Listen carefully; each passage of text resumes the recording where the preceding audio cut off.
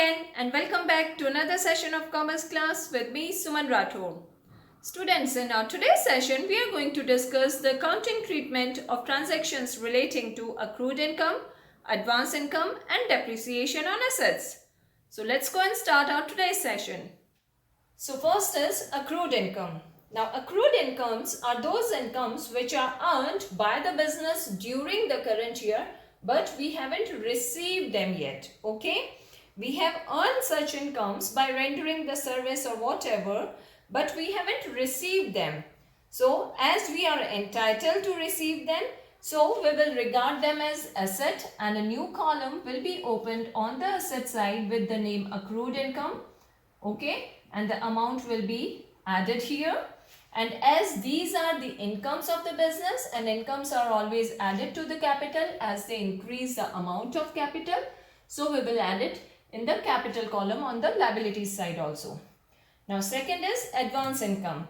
Now advance incomes are those incomes which are received by the business but the services have not been rendered yet. Okay, so we have received such incomes but they actually relate to the future year. So we are creating a kind of liability for the business by receiving such incomes which need to be fulfilled in future. So what we'll do? A new column will be opened on the liability side with the name advance income. Okay, as we are creating a kind of liability for the business by accepting such incomes. And then second treatment will be as cash is coming. Okay, we have received them. Cash has come into the business. So it will be added in the cash column also. Okay, so these are the two treatments of this advance income. Now let's understand the treatment for depreciation. So next is depreciation. Now depreciation is the fall in the value of an asset due to wear and tear or movement or by usage in the business. So as it decreases the value of an asset, so first treatment would be like it will be deducted from that particular asset. Let's say furniture is given in the question. So we will deduct that amount from the furniture column on the asset side. Okay, and the second treatment will be because it is a loss for the business, it reduces the amount or the value of an asset, so it is a loss for the business and losses are always deducted from the capital also. So we will deduct it from the capital column on the liabilities side. So now let's do a practical question based on these. I have taken this question from Sultan Chand's T.S. Grewal, Double Entry Bookkeeping, Chapter Accounting Equation, question number 14. And you can find this question in description box also. So let's start our today's question. Okay, now so let's start our question. First transaction says commence business with cash rupees 50, goods rupees 30 and furniture rupees 20,000. So what all is coming in the business? It's cash. So we have opened this cash column here on the asset side with rupees 50,000. Then goods worth rupees 30,000, and in business language goods are called stock. So we have created this stock column also with rupees 30,000, and then furniture is also coming in the business for starting it worth rupees 20,000. So we will enter this 20,000 amount in the furniture column. Now all these are coming in the business by way of capital. So we'll enter the total amount here in the capital column, and always remember that this capital is a claim against the assets of the business. So that is why it is recorded on the liabilities side. Okay. Now time to make new equation. So let's make it. It's 50,000 here in the cash column, 30,000 in the stock column, 20,000 in furniture column, and 1 lakh as it is on the capital column also. Now you can see that the equation is balancing, so we put that equal to sign in the middle. Now second transaction says sold goods to Ajay on credit costing rupees 4,000 for rupees 5,000. Now what's happening here? We are selling goods but nothing is coming in the business because we are selling these goods on credit, and whenever goods are sold on credit, debtors are formed. So we will make this debtors column on the asset side because debtors are considered as assets of the business. Okay, so how much? Debtors worth rupees 5,000 have been formed here. Okay, These debtors are formed because goods costing rupees 4,000 is going out of the business. 4,000 goods is going out for rupees 5,000. So we are selling this on profit. Okay. So we will add this 1,000 in the capital column also, because profit is always added in the capital. Okay. Now again it's time to make new equation. So let's make it. It's 1,000 in the capital column. Okay. 50,000 here in the stock cash column. Then stock column will be reduced by 4,000. So 26,000 in stock column. 20,000 furniture as it is. 5,000 debtors. Okay. Now we have to check whether the equation is balancing or not.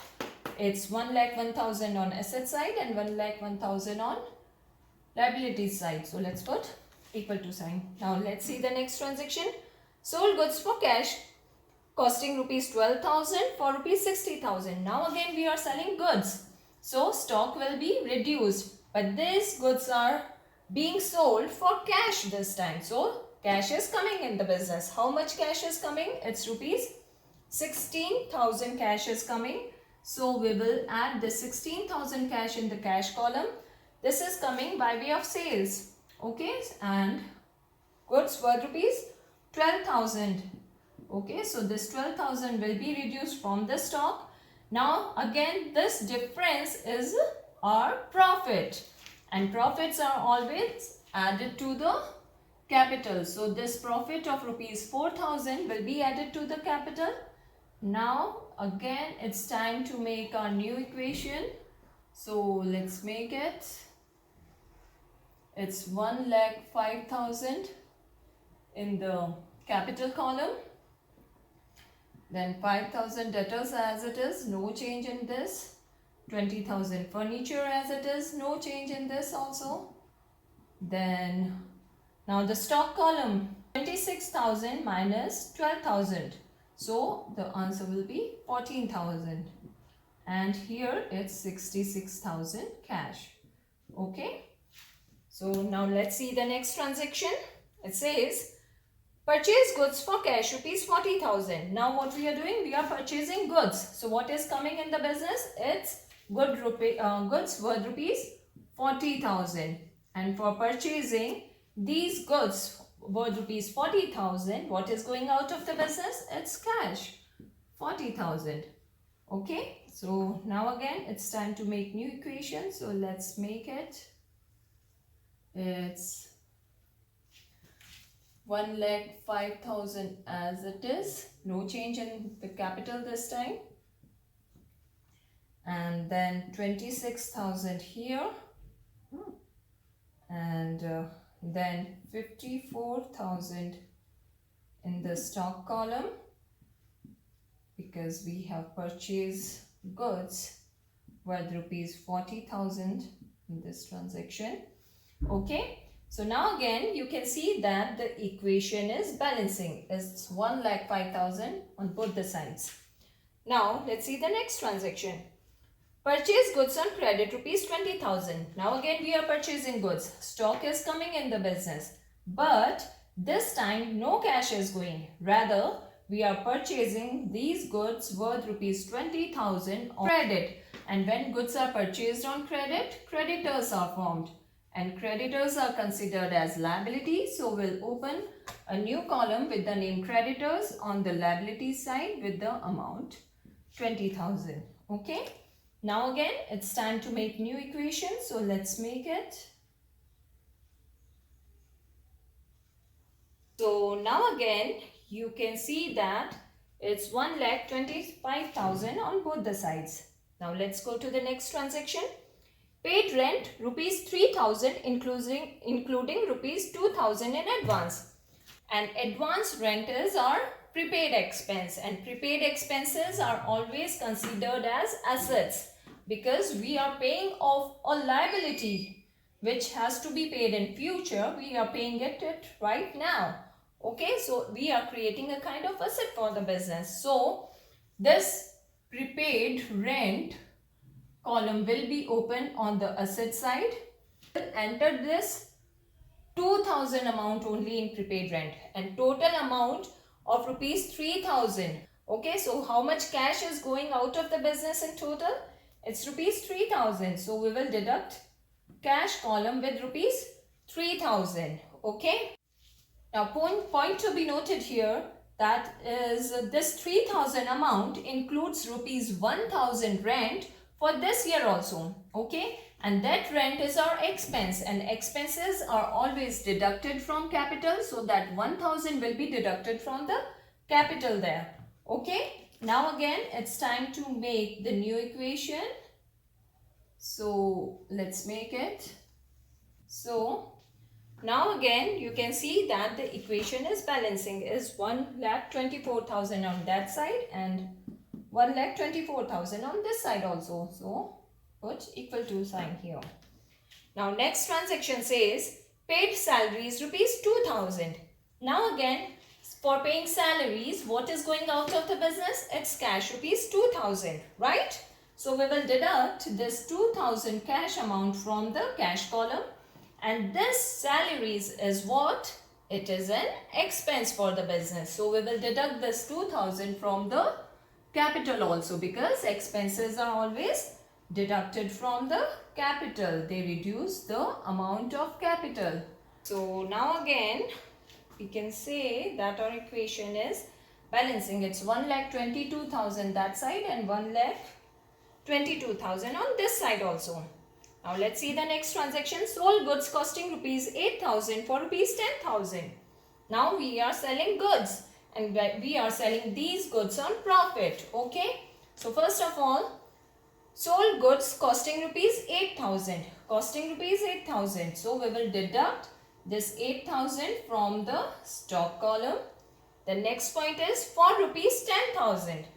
Okay. So we will add this 10,000 in the cash column here, because 10,000 is coming, and the difference, that 2,000 costing rupees 8,000 is sold for 10,000. So profit is 2,000 and that 2,000 will be added to the capital, because profits are always added to the capital. Okay. Now again it's time to make the new equation. So we are again making it.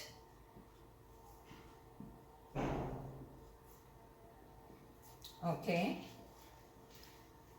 This is 31,000 in cash column and then 66,000 in the stock column, 20,000 furniture, 5,000 debtors and 2,000 prepaid rent. Equation is balancing again. Okay. So now let's see the next transaction. Salaries outstanding rupees 1,000. Now it's saying that we have to pay salaries, but we haven't paid them yet. We kept them outstanding. Okay. So by keeping them to be paid on some future date, we are creating outstanding salary column here on the liabilities side. So this is a liability for the business which needs to be fulfilled in future. Okay. Now these salaries of rupees 1,000 outstanding amount will be recorded here in the outstanding salary column, and then as it is an expense for the business, so it will be deducted from the capital also. Okay. So now again it's time to make new equation. Okay. Now the last point is charge depreciation on furniture rupees 500. Now depreciation decreases the value of the asset. So we are charging rupees 500 depreciation. So we will deduct this 500 from the furniture column, and this 500 is a loss for the business because it is a fall or decrease in the value of an asset. Okay. So we will record this reduction from the capital also. Okay. Now again it's time to make new equation, and this equation is going to be our final equation because We are done with our question. So let's see now whether our final equation is balancing or not. So it's side. So our equation is balancing. Our question is done here. That's all for today. Thanks for staying in tune and don't forget to like and subscribe my channel. Thank you and goodbye for now.